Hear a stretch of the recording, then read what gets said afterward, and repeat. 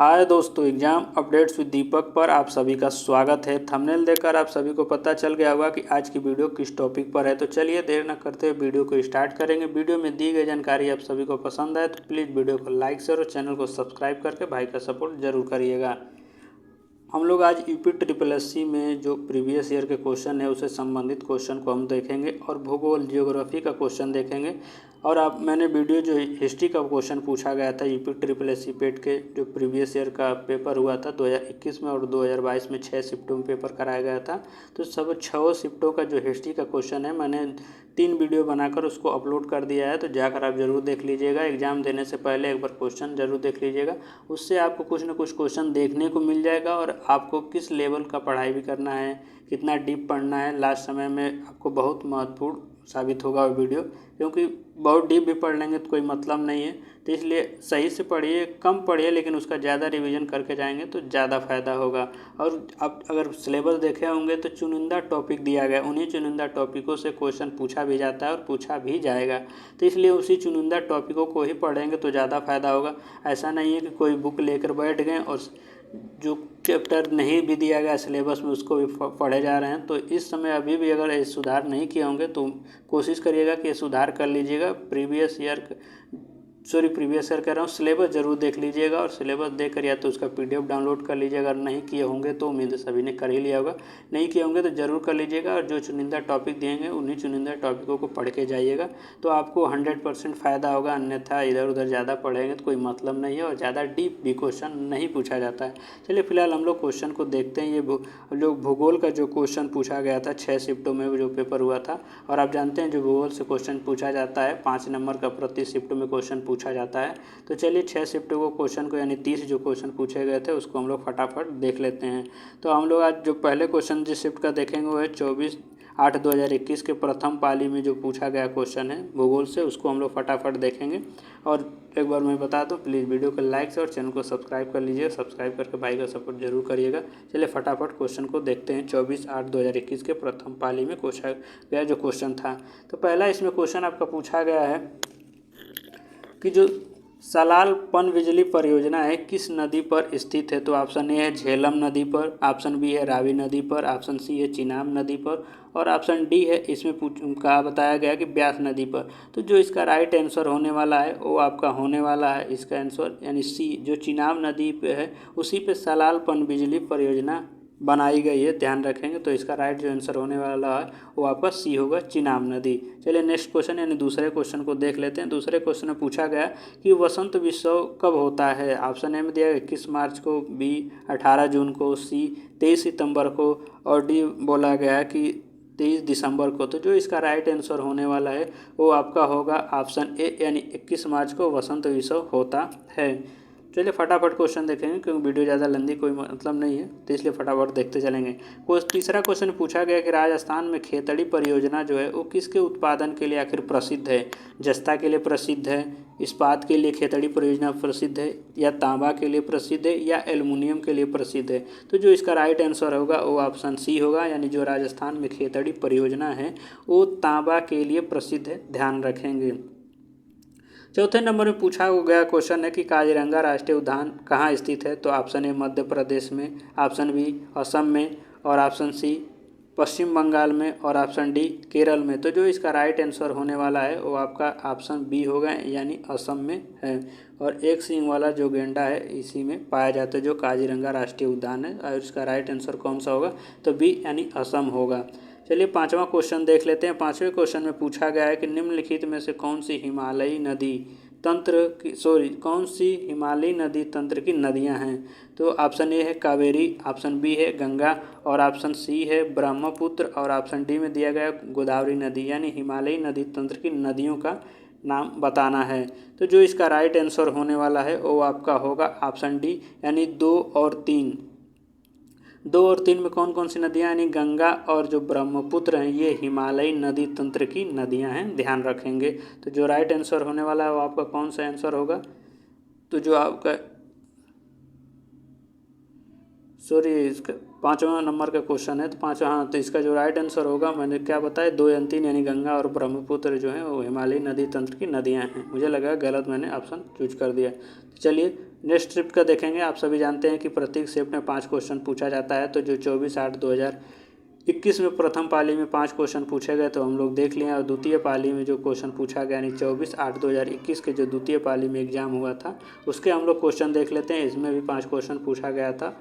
इतिहास में 10 नंबर का क्वेश्चन पूछा जाता है, और जो पॉलिटी हो गया, ज्योग्राफी हो गया या इकोनॉमिक्स हो गया, इसमें 5-5 नंबर का क्वेश्चन पूछा जाता है। तो चलिए फर्स्ट क्वेश्चन को हम लोग देख लेते हैं। फर्स्ट क्वेश्चन में पूछा गया कि नागार्जुन सागर बांध किस नदी पर स्थित है। तो ऑप्शन ए है गोदावरी, ऑप्शन बी है कृष्णा, ऑप्शन सी है गंगा, या ऑप्शन डी कावेरी। तो आखिर किस नदी पे जो नागार्जुन सागर बांध है वो स्थित है। तो जो इसका राइट आंसर होने वाला है वो ऑप्शन बी होगा, यानी कृष्णा नदी पे नागार्जुन सागर बांध जो है उसको बनाया गया है यानी स्थित है। दूसरा क्वेश्चन इसमें पूछा गया है कि माउंट एवरेस्ट पर प्रथम बार चढ़ाई किस वर्ष की गई थी। तो ऑप्शन ए 1921 में किया गया था, ऑप्शन बी 1953 में माउंट एवरेस्ट पर प्रथम बार चढ़ाई किया गया था, या ऑप्शन सी 1955 में माउंट एवरेस्ट पर प्रथम बार चढ़ाई किया गया था, या ऑप्शन डी जो दिया गया 1958 में आखिर माउंट एवरेस्ट पर प्रथम बार चढ़ाई किया गया था। तो जो इसका राइट आंसर होने वाला है वो आपका होगा ऑप्शन बी, यानी 1953 में माउंट एवरेस्ट पर प्रथम बार चढ़ाई किया गया था। चलिए नेक्स्ट क्वेश्चन को देखते हैं। उम्मीद है कि मैं ज़्यादा स्पीड नहीं मैं पढ़ा रहा हूँ, क्योंकि मैं सोच रहा हूँ कि जल्दी जल्दी ख़त्म हो जाए, तो ये फटाफट इसे मैं करता जा रहा हूँ। आप भी ऑप्शन को देखकर मन में ज़रूर रीड करिएगा कि कौन सा क्वेश्चन सही होगा मेरे बताने से पहले। तीसरा क्वेश्चन है कि भरतपुर में स्थित पक्षी अभ्यारण्य या राष्ट्रीय उद्यान का नाम बताइए। आखिर कौन कौन से जो भरतपुर में पक्षी अभ्यारण्य या राष्ट्रीय उद्यान स्थित हैं। ऑप्शन ए में दिया गया भेंसरोडगढ़ अभ्यारण्य, ऑप्शन बी में दर्रा अभ्यारण्य, तीसरा में केवलादेव घना राष्ट्रीय उद्यान, और चौथे में दिया गया घाट प्रभा राष्ट्रीय उद्यान। तो इसका कौन सा आंसर सही होगा। तो इसका जो सही होने वाला है सी, यानी जो केवलादेव घना राष्ट्रीय उद्यान है वो भरतपुर में स्थित है। चलिए नेक्स्ट क्वेश्चन को देख लेते हैं, यानी चौथे क्वेश्चन में पूछा गया है कि भिलाई इस्पात संयंत्र के लौह अयस्क का स्रोत खालिस्तान है। Option A Dalli Rajhara, option B कोबरा, option C Umaria, option D Rajnandgaon. तो इसका जो राइट आंसर होने वाला है वो होगा ऑप्शन ए, यानी जो दल्ली राजहरा है भिलाई संयंत्र के लौह अयस्क का मुख्य स्रोत है, ये याद रखेंगे। चलिए नेक्स्ट और इस शिफ्ट का लास्ट क्वेश्चन देख लेते हैं। तो पांचवा क्वेश्चन में आपका पूछा गया है,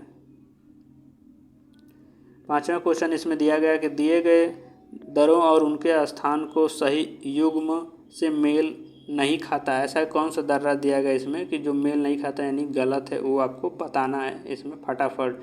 तो पहला दिया गया जोजिला और बुर्जिल दर्रा जम्मू और कश्मीर, ऑप्शन बी में दिया है। दूसरे में दिया गया है कि बारालाचा और शिव किला दर्रा, तीसरा में दिया है थांगला नीति दर्रा और लिपुलेख दर्रा, ऑप्शन डी में दिया है नाथुला और जयलेपला। तो इसका जो राइट आंसर होने वाला है वो ऑप्शन आपका डी होगा, यानी 1, 2 जो 3 हैं वो सही मेल नहीं खाते हैं, ये ध्यान रखेंगे। यानी नाथुला और जयलेपला दर्रा जो दिया गया सिक्किम, ये आपका राइट आंसर होगा। बाकी तीनों गलत है, क्योंकि इसमें यही पूछा भी गया कि सही मेल नहीं खाता, वही आपको बताना है। तो ये 24/8/2021 में जो द्वितीय पाली में 5 क्वेश्चन भूगोल से पूछे गए थे वो हमने देखा है। अब हम लोग तीसरे शिफ्ट में जो 2022 में पूछा गया है, यानी अगर देखें तो तीसरा जो पेपर हुआ था दोनों 21 और 22 का मिला के, तो हम लोग देख रहे हैं। बाकी ये 15/10/2022 को प्रथम पाली में जो क्वेश्चन पूछा गया था भूगोल को, उससे हम संबंधित क्वेश्चनों को देखेंगे। तो चलिए फटाफट क्वेश्चन को स्टार्ट करते हैं इस शिफ्ट का। तो पहला क्वेश्चन इसमें पूछा गया था कि विश्व की सबसे ऊंची चोटी माउंट एवरेस्ट के और खालिस्तान के बीच स्थित है। ऑप्शन ए भारत और नेपाल के बीच स्थित है, भारत और भूटान के बीच स्थित है, या तीसरा क्वेश्चन इसमें आपका दिया गया है कि नेपाल और तिब्बत के बीच स्थित है, या ऑप्शन डी है इनमें से कोई नहीं। तो जो इसका राइट आंसर होने वाला है वो आपका होगा, इसका जो राइट आंसर है ऑप्शन सी, यानी नेपाल और तिब्बत के बीच है। तो एक बार और देख लीजिए कि विश्व की सबसे ऊंची चोटी माउंट एवरेस्ट नेपाल और तिब्बत के बीच स्थित है, ध्यान रखेंगे। चलिए दूसरे नंबर का क्वेश्चन देख लेते हैं। दूसरे नंबर में क्वेश्चन में आपसे पूछा गया है कि निम्नलिखित में से भारत में क्वार की उमस का मुख्य कारण क्या है। क्वार जो महीना होता है उसके बारे में वो कहा गया कि भारत में गंगा के मैदानी इलाकों में अल्प दाब तंत्र, बी है उच्च आर्द्रता से जुड़ा उच्च तापमान, या सी निम्न वेग पवने, या ऑप्शन डी गर्म और शुष्क मौसम। तो जो इसका राइट आंसर होने वाला है वो आपका होने वाला है ऑप्शन बी, यानी उच्च आर्द्रता से जुड़ा उच्च तापमान जो होता है वो कार उमस का मुख्य कारण होता है। तो राइट आंसर आपका कौन सा होगा, तो ऑप्शन बी जो है इसका राइट आंसर होने वाला है। चलिए नेक्स्ट क्वेश्चन देख लेते हैं, और ये क्वेश्चन उम्मीद है सबको आता ही होगा। तीसरा क्वेश्चन है भारतीय मानक समय ग्रीनविच माध्य समय GMT जिसे कहते हैं खालिस्तान से आगे है। तो जो इसका राइट आंसर होने वाला है वो आप सोचिएगा, तब तो मैं ऑप्शन बताता हूँ। 4 घंटे, ऑप्शन बी 7 घंटे, या 5.5 घंटे, या 3.5 घंटे। तो भारतीय मानक समय ग्रीनविच माध्य समय GMT जो है 5.5 घंटे आगे है। तो यानी जो ऑप्शन सी है वो आपका राइट आंसर होगा। देख रहे हैं ज़्यादा टफ नहीं क्वेश्चन पूछा है। अगर आप अच्छे से इस क्वेश्चनों को रिवीजन करके जाएंगे तो उम्मीद है कि आप सारे क्वेश्चनों को सही करके आएंगे। कम पढ़िए बट उसका ज़्यादा रिवीजन करिए। ऐसा नहीं है कि ज़्यादा पढ़िए और रिवीजन ही नहीं करेंगे तो जब एग्ज़ाम हॉल में पहुँचेंगे या जब क्वेश्चन आपके सामने MCQ के रूप में आएगा तो 100% आप कन्फ्यूज हो जाएंगे। इसलिए जितना पढ़िए उसका 2 से 3 बार रिवीजन जरूर करिए कि अगर उनसे क्वेश्चन पूछा जाए तो आपको 100% कर पाएँ। बाकी अगर वीडियो अच्छा लग रहा है तो प्लीज़ वीडियो को लाइक शेयर और चैनल को सब्सक्राइब जरूर कर लीजिएगा ऐसे ही वीडियो को देखने के लिए, क्योंकि इसके बाद अब मैं इकोनॉमिक्स का जो क्वेश्चन है वो मैं ले आ दूँगा। बाकी आपका पॉलिटी में जो क्वेश्चन पूछे गए 5-5 क्वेश्चन पूछे जाते हैं तो 30-30 क्वेश्चन होंगे, वो मैं आपको दिखा दूंगा। जो क्वेश्चन वीडियो बना के हिंदी में है वे सब क्वेश्चन मैं बता दूंगा, तो आपको थोड़ा एक आइडिया लग जाएगा कि कितना पढ़ना है, किस लेवल तक का पढ़ना है। बाकी सिलेबस में आप जो टॉपिक दिया है उसको ज़रूर पढ़ के जाइएगा कि उसी से क्वेश्चन पूछे जाते हैं। अगर इक्का दुक्का इधर क्वेश्चन पूछे जाएंगे तो ज़्यादा फर्क नहीं पड़ेगा, आप अच्छा नंबर अर्जित कर लेंगे।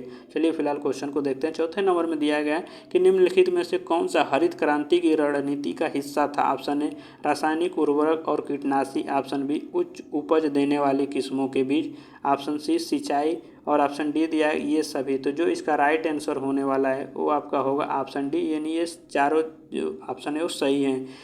तो जो रासायनिक उर्वरक और कीटनाशी था वो हरित क्रांति जो था उसके राजनीतिक हिस्सा था। उच्च उपज देने वाली किस्मों का बीज हो गया या सिंचाई हो गया, ये हरित क्रांति से संबंधित थे। चलिए 5वें क्वेश्चन का इस शिफ्ट का लास्ट क्वेश्चन है।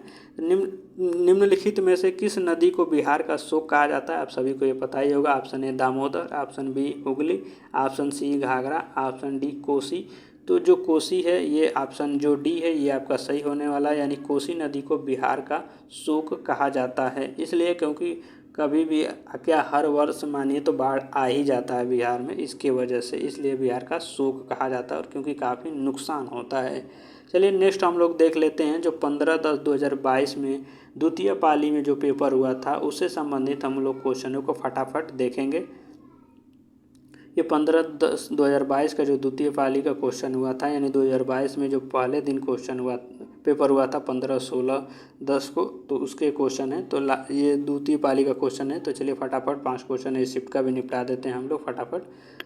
तो पहला क्वेश्चन बताया गया कि सागौन वन भारत के निम्नलिखित में से किस राज्य में पाए जाते हैं। जो सागौन होते हैं वह जो सागौन कहा जाता है वो भारत के निम्नलिखित किस राज्य में से पाए जाते हैं। Option A Himachal Pradesh, option B Madhya Pradesh, option C Punjab, option D Haryana. तो जो इसका राइट आंसर है वो आपका मध्य प्रदेश, यानी जो सागौन वन है वो भारत के निम्नलिखित किस राज्य में पाए जाते हैं, तो मध्य प्रदेश में सागौन वन पाए जाते हैं, ध्यान रखेंगे। चलिए नेक्स्ट क्वेश्चन यानी दूसरे नंबर का हम लोग क्वेश्चन देख लेते हैं। दूसरे नंबर में क्वेश्चन में पूछा गया है कि सामान्य वर्षा में अचानक वृद्धि हो जाती है और लगातार कई दिनों तक जारी रहती है, इसे मानसून का डैश डैश कहा जाता है, यानी खाली स्थान है उसको आपको फिल करना है। तो ऑप्शन ए अंत, ऑप्शन बी विश्राम, ऑप्शन सी प्रफोस्ट या फटना, या ऑप्शन डी परीक्षण। तो जो इसका राइट आंसर होने वाला है वो आपका सी होगा, यानी प्रस्फोट यानी फटना, ये राइट आंसर होगा। यानी आप कह सकते हैं सामान्य वर्षा में अचानक वृद्धि हो जाती है और लगातार कई दिनों तक जारी रहता है, इसे मानसून का प्रस्फोट या फटना कहते हैं। कई जगह तो लोग कहते हैं कि बादल ही फट गया है। अक्सर आप न्यूज़ वगैरह में सुनते होंगे, जो पहाड़ी इलाके हैं उन सब इलाकों की जो न्यूज़ें आती हैं उनमें आप अक्सर सुनते होंगे। चलिए फिलहाल क्वेश्चन हम लोग नेक्स्ट देखते हैं। तीसरे क्वेश्चन में पूछा गया कि GMT का पूर्ण रूप क्या है। Option A Greenwich mega time, option B Greenwich mean time, option C Greenwich mid time और ऑप्शन डी है गोल्ड मीन टाइम। तो जो इसका राइट आंसर होने वाला है वो आपका होगा ऑप्शन बी, यानी ग्रीनविच मीन टाइम जीएमटी का पूर्ण रूप है, ध्यान रखेंगे। चौथे क्वेश्चन में पूछा गया है कि प्रति 1000 लोगों पर जीवित जन्मों की वार्षिक जनसंख्या को किस नाम से जाना जाता है। ऑप्शन है इनमें से कोई नहीं, ऑप्शन बी सामान्य जन्म दर, ऑप्शन सी कुल जन्म दर, ऑप्शन डी अपरिष्कृत अवशोषित जन्म दर। तो जो इसका राइट आंसर होने वाला है वो आपका ऑप्शन बी होगा, यानी सामान्य जन्म दर कहते हैं। यानी प्रति 1000 लोगों पर जीवित जन्मों की वार्षिक संख्या को किस नाम से जाना जाता है, तो सामान्य प्रजनन दर कहते हैं, ध्यान रखेंगे। सॉरी, इसका जो राइट आंसर होगा आपका ऑप्शन डी होगा। मैंने गलत बोल दिया, ध्यान आ गया, नहीं तो आप लोगों को लगता है गलत ही हो गया। तो इसका जो राइट आंसर है वो आपका होगा ऑप्शन डी, यानी अपरिष्कृत अवशोषित जन्म दर कहते हैं। प्रति 1000 लोगों पर जीवित जन्मों की वार्षिक संख्या को किस नाम से जाना जाता है, तो अपरिष्कृत अशोधित जन्म दर के नाम से जाना जाता है, ध्यान रखेंगे। बाकी जो गलती मैंने बोल दिया उसके लिए सॉरी। चलिए नेक्स्ट क्वेश्चन को और इस शिफ्ट के लास्ट क्वेश्चन को हम लोग देखते हैं। तो इस शिफ्ट के जो लास्ट क्वेश्चन है पूछा गया भूगोल से, उस पूछा गया भारत के कितने राज्य हैं जो बांग्लादेश के साथ अपनी सीमा साझा करते हैं। तो ऑप्शन ए इनमें से कोई नहीं, ऑप्शन बी 5 या ऑप्शन सी जो है 7 और ऑप्शन डी दिया गया है इसमें 6। तो जो इसका राइट आंसर होगा वो होगा आपका 5, यानी जो 5 ऐसे राज्य हैं जो बांग्लादेश से अपनी सीमा साझा करते हैं। तो कौन कौन से राज्य हैं, तो वो आपके हैं असम, मेघालय, त्रिपुरा, मिजोरम और जो पश्चिम बंगाल है वो बांग्लादेश से अपनी सीमा साझा करते हैं। यही 5 राज्य हैं। एक बार और मैं बता देता हूँ, असम, मेघालय, त्रिपुरा, मिजोरम और पश्चिम बंगाल। तो ये शिफ्ट का लास्ट क्वेश्चन था। तो चलिए हम लोग अगले शिफ्ट के जो क्वेश्चन पूछे गए उसको भी फटाफट देखते हैं। तब हम लोग देखेंगे 16/10/2022 के प्रथम पाली में जो क्वेश्चन पूछे गए थे भूगोल से, 5 क्वेश्चन पूछा जाता है प्रति शिफ्ट ट्रिपल एससी पेट के परीक्षा में, आप सभी को पता होगा। तो उससे संबंधित जो क्वेश्चन पूछे गए थे 5 16/10/2022 के प्रथम पाली में, चलिए उसको भी फटाफट देख लेते हैं। और वीडियो अच्छा लग रहा हो तो चैनल को सब्सक्राइब करके अपने छोटे बड़े भाई का सपोर्ट जरूर करिएगा, आप सभी के सपोर्ट की बहुत ज़रूरत है। चलिए फर्स्ट क्वेश्चन को हम लोग देख लेते हैं। फर्स्ट क्वेश्चन में इसमें दिया गया है कि भारत में निम्नलिखित में से किस स्थान पर दिन और रात के तापमान में व्यापक अंतर पाया जाता है। तो ऑप्शन ए है थार मरुस्थल, ऑप्शन बी है केरल, ऑप्शन सी अंडमान और निकोबार द्वीप समूह और ऑप्शन डी है गोवा। तो जो इसका राइट आंसर होने वाला है वो आपका ऑप्शन ए है थार मरुस्थल। यानी भारत में निम्नलिखित में से किस स्थान पर दिन और रात के तापमान में व्यापक अंतर पाया जाता है, तो थार का मरुस्थल। दिन में अधिक गर्मी होती है तो वहीं रात में अच्छा खासा ठंडा मौसम भी पाया जाता है, इसलिए पूछा जा रहा है कि दिन और रात के तापमान में व्यापक अंतर पाया जाता है। तो कौन सा है, थार मरुस्थल में। चलिए दूसरा क्वेश्चन देख लेते हैं। इस शिफ्ट का दूसरे क्वेश्चन में है कि विश्व को कितने प्रमुख क्षेत्रों यानी टाइम जोन में विभाजित किया गया है। तो ऑप्शन ए 12, ऑप्शन बी आपका है जो दिया गया है 30 और ऑप्शन सी 24 और ऑप्शन डी इनमें से कोई नहीं। तो आपका जो राइट आंसर होने वाला है वो आपका राइट आंसर इसका कौन सा होगा, तो जो सी है वो आपका राइट आंसर होने वाला है। यानी विश्व को कितने प्रमुख समय क्षेत्रों यानी टाइम जोन में विभाजित किया गया है, तो 24 टाइम जोनों में विभाजित किया गया है। और सबसे ज़्यादा किसके पास टाइम जोन है, तो ऑस्ट्रेलिया के पास सबसे ज़्यादा टाइम जोन है, 12 टाइम जोन ऑस्ट्रेलिया के पास है। चलिए नेक्स्ट क्वेश्चन को देख लेते हैं। तीसरा क्वेश्चन इसमें दिया है कि निम्नलिखित में से कौन सा जनसंख्या परिवर्तन का घटक नहीं है। ऑप्शन ए रुग्णता, ऑप्शन बी प्रवसन, ऑप्शन सी मृत्यु और ऑप्शन डी जन्म दर। तो जो इसका राइट आंसर होने वाला है वो ऑप्शन ए होगा, यानी जो रुग्णता है वो जनसंख्या परिवर्तन का प्रमुख घटक नहीं है, ध्यान रखेंगे। तो ऑप्शन ए इसका सही है, यानी रुग्णता करेक्ट आंसर है क्वेश्चन नंबर 3 का। चलिए चौथे क्वेश्चन को हम लोग देख लेते हैं। चौथे नंबर के क्वेश्चन में पूछा गया है कि लक्षद्वीप की राजधानी निम्नलिखित में से कौन सी। Option A Kavaratti, option B Aizawl, option C Silvassa और ऑप्शन डी पोर्ट ब्लेयर। तो जो इसका राइट आंसर होने वाला है वो आपका ऑप्शन ए यानी कवरत्ती होगा। यानी लक्षद्वीप की राजधानी निम्नलिखित में से कौन सी है, तो कवरत्ती जो है वो लक्षद्वीप की राजधानी है, यानी चौथे का ऑप्शन ए राइट आंसर है। चलिए इस शिफ्ट का लास्ट क्वेश्चन को यानी 5वें क्वेश्चन को हम लोग देखेंगे। उस जंगल का नाम बताइए जिसे पृथ्वी ग्रह के फेफड़े के रूप में जाना जाता है। ऑप्शन ए टैगा वन, ऑप्शन बी टुंड्रा वन, ऑप्शन सी अमेजन वर्षा वन और ऑप्शन डी में दिया गया है उत्तर पूर्वी भारत के वर्षा वन। तो जो इसका राइट आंसर होने वाला है अमेजन वर्षा वन होगा। यानी उस जंगल का नाम बताइए जिसे पृथ्वी ग्रह का फेफड़ा कहा जाता है, तो अमेजन वर्षा वन यानी अमेजन के जो वन है उसे पृथ्वी का फेफड़ा कहा जाता है। यानी ऑक्सीजन ज़्यादा वहाँ से प्रोड्यूस होता है, इसलिए पृथ्वी का फेफड़ा कहा जाता है। तो इसका राइट आंसर सी होगा। तो इस शिफ्ट का ये लास्ट क्वेश्चन था। और चलिए हम लोग अब लास्ट शिफ्ट का क्वेश्चन देखेंगे, क्योंकि हम लोग अब तक 5 शिफ्टों में जो क्वेश्चन पूछे गए थे उसको हम देख लिए हैं। और छठे शिफ्ट का क्वेश्चन हम लोग देखेंगे, क्योंकि 2021 और 2022 में जो ट्रिपल के पेट का परीक्षा हुआ था तो टोटल 6 शिफ्टों में कराया गया था। तो हम लोग 5 शिफ्ट के क्वेश्चन जो भूगोल के दिए गए थे वो देख लिए हैं। छठे शिफ्ट में हम जो पूछे गए क्वेश्चन थे उसमें 5 क्वेश्चन और रह गए, तो चलिए उसको भी फटाफट हम लोग देख लेते हैं। बाकी वीडियो को लाइक और चैनल को सब्सक्राइब जरूर कर लीजिएगा वीडियो अगर आपको पसंद आ रहा हो तो। चलिए हम लोग फटाफट क्वेश्चन देते हैं। 16/10/2022 के द्वितीय पाली में जो क्वेश्चन पूछे गए थे उनसे संबंधित हम लोग क्वेश्चनों को देखने वाले हैं। तो पहला क्वेश्चन इसमें है कि ग्रीष्म काल में उत्तरी मैदानों में बहने वाली पवन कहलाती हैं, यानी किस नाम से जाना जाता है। काल बैसाखी के नाम से जाना जाता है, या मैंगो शावर के नाम से जाना जाता है, या लू के नाम से जाना जाता है, या और ऑप्शन डी दिया व्यापारिक पवनों के नाम से जाना जाता है। तो जो राइट आंसर होगा वो आपका होगा सी, यानी जो लू है उसके नाम से जाना जाता है। यानी जो ग्रीष्म काल में उत्तरी मैदानी में बहने वाली पवन होती हैं उन लू नाम से जाना जाता है, यानी लू कहलाती हैं। ये गर्मियों के मौसम जो हवाएं चलती हैं उसके बारे में बात की जा रही है। नेक्स्ट क्वेश्चन है कि भारत की मानक अम्लतर रेखा है। ऑप्शन ए 82.5 डिग्री पूर्वी देशांतर, ऑप्शन बी 23.5 डिग्री पूर्वी देशांतर, ऑप्शन बी 82 डिग्री पूर्वी देशांतर, या ऑप्शन डी 82 और 50 डिग्री पूर्वी देशांतर। जो तो इसका राइट आंसर होने वाला है वो आपका ऑप्शन ए सही होगा, यानी 82.5 डिग्री पूर्वी देशांतर भारत की मानक अम्लतर रेखा है। ऐसे 5 स्टेट स्थित हैं, आप सभी को पता होगा। उत्तर प्रदेश, मध्य प्रदेश, आंध्र प्रदेश और जो आपका छत्तीसगढ़ उड़ीसा है, ये 5 स्टेट इस ग्रीनविच लाइन जो है उस पर स्थित हैं। चलिए तीसरे नंबर के क्वेश्चन को हम लोग देख लेते हैं। तीसरे नंबर के क्वेश्चन में पूछा गया है कि कौन सा सबसे ऊंचा भारतीय शिखर है। ध्यान रखेंगे कौन सा सबसे ऊंचा भारतीय शिखर है। तो option A Kanchenjunga, option B है कामेत, ऑप्शन सी है K10 और ऑप्शन डी है नंदा देवी। तो जो इसका राइट आंसर होने वाला है वो आपका होगा जो ऑप्शन ए है कंचनजंगा, वो आपका सबसे ऊंचा भारतीय शिखर है, ये ध्यान रखेंगे।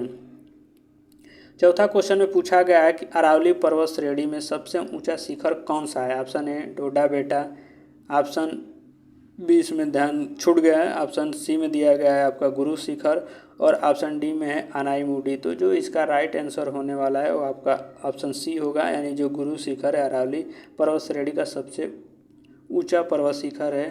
तो ये इसका राइट आंसर ऑप्शन सी यानी गुरु शिखर होगा। और ये अक्सर क्वेश्चन पूछा भी जाता है। और इस शिफ्ट का और जो यूपी SSC पेट के जो पेपर हुए थे 6 शिफ्टों में, तो छठा शिफ्ट का हम लोग क्वेश्चन को देख रहे थे। और इस वीडियो का भी लास्ट क्वेश्चन है और इस शिफ्ट का भी ये लास्ट क्वेश्चन है। तो चलिए इसको भी फटाफट देख लेते हैं। उत्तर प्रदेश का एक लोकप्रिय शास्त्रीय नृत्य है कुचिपुड़ी, ऑप्शन बी कथक और ऑप्शन सी कथकली और ऑप्शन डी मोहिनी अट्टम। तो जो इसका राइट आंसर होगा वो आपका होगा कथक। यानी उत्तर प्रदेश का एक लोकप्रिय शास्त्रीय नृत्य कौन सा है, कथक। ध्यान रखेंगे। और कथकली कहाँ का है, तो ये केरल का है। ध्यान रखेंगे, इसी में बहुत कन्फ्यूजन होता है। तो ये केरल का है। मोहिनी अट्टम तमिलनाडु का और कुचिपुड़ी कहाँ का है, तो ये आपका आंध्रा का है। ध्यान रखेंगे। तो ये इस शिफ्ट का लास्ट क्वेश्चन था। और जो 6 शिफ्टों में हम लोग देखें तो ये छठे शिफ्ट का भी लास्ट क्वेश्चन था। तो चलिए वीडियो को एंड करेंगे। बाकी यहाँ उत्तर कुंजी हमने बना दिया है। तो फिलहाल इस वीडियो को एंड करेंगे। और वीडियो में दी गई जानकारी आप सभी को पसंद आया तो प्लीज़ वीडियो को लाइक और चैनल को सब्सक्राइब करके भाई का सपोर्ट जरूर करिएगा।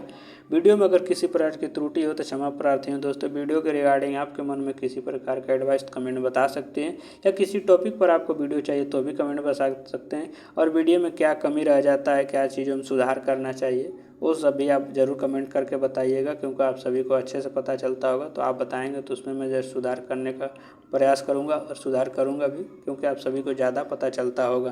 फिलहाल वीडियो को एंड करेंगे और लास्ट में एक बार और बोल दूं कि प्लीज़ वीडियो को लाइक शेयर और चैनल को सब्सक्राइब करके अपने भाई का सपोर्ट कर सकते हैं आप लोग, क्योंकि आपको किसी प्रकार का अतिरिक्त चार्ज नहीं देना होता है। फिलहाल वीडियो को चलिए एंड करते हैं।